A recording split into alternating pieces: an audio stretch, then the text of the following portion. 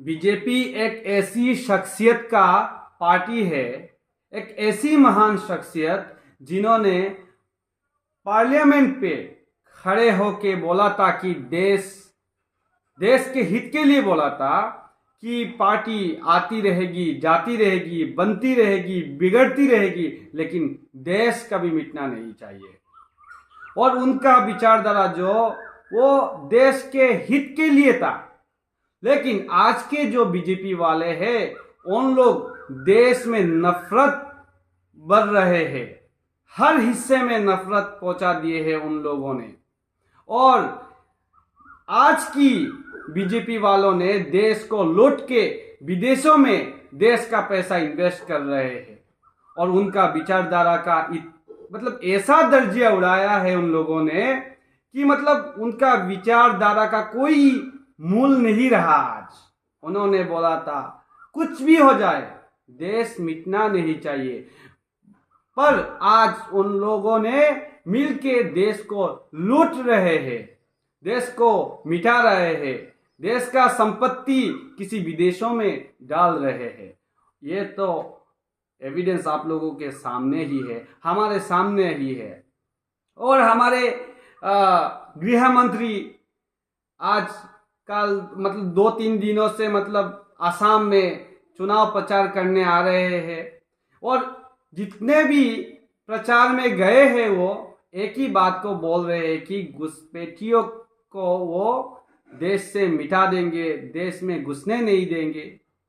अरे बाबा, घुसपैठिया हमारे देश के अंदर आ जाए, इतना बुरा हालत तो नहीं है ना हमारे देश का।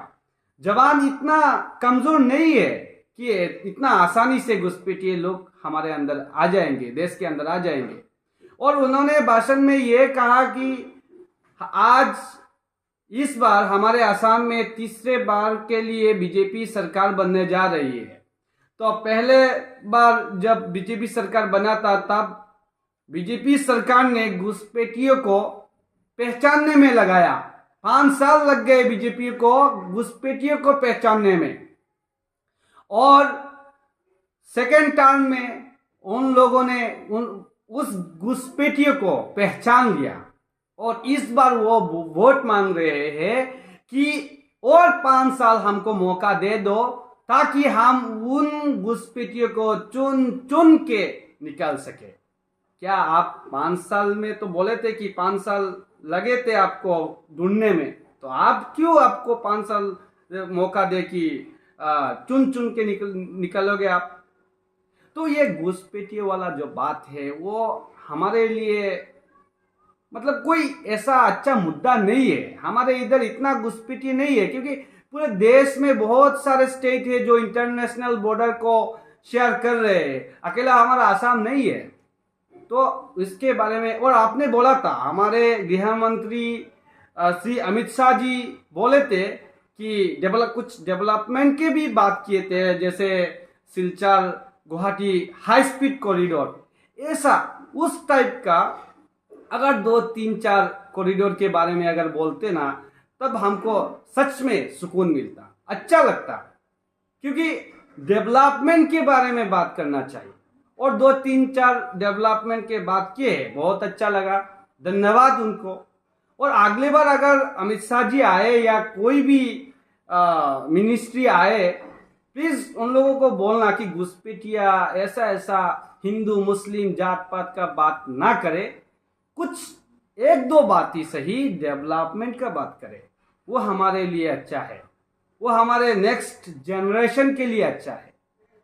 तो आज के जितने भी भाजपा वाले हैं वो हर बातों में पूर्व प्रधानमंत्री श्री अटल बिहारी वाजपेयी को अपमान कर रहे हैं। और हम कितने दिन से उन लोगों का जो स्पीच भाषण को हम सुन रहे हैं, कोई भी नेता हमारे अटल बिहारी वाजपेयी जी का नाम नहीं लेता, उनका विचारधारा लोगों के सामने नहीं लाता। आखिरकार क्यों? ये पार्टी शुरू हुआ है उनके हाथ से, लेकिन कोई भी आज का कोई भी भाजपा नेता उनके बारे में नहीं बोलता। 2-2.5 घंटे भाषण दे के चले जाते हैं, लेकिन एक बार भी अटल बिहारी वाजपेयी जी का नाम नहीं लेते। वो चिंता का विषय है। और हम आम जनता थोड़ा कृपया करके डेवलपमेंट के बारे में बात सुनने में टाइम लगाए। उसमें हमारा भलाई है और देश का भी भलाई है।